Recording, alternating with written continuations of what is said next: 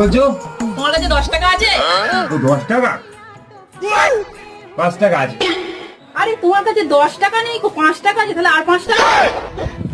5 টাকা আছে, তাহলে ম্যাজিক করে দেই, 10 টাকা করে দেই 5 টাকা থাকে। ঠিক আছে, চলে বলতে নিয়ে এসো। তুই পারবে না। দাও। দাও। পাক। এটা কত? 5 টাকা।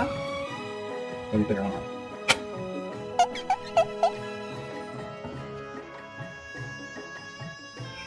হ্যাঁ, 10 টাকা হয়ে গেছে। কি করে?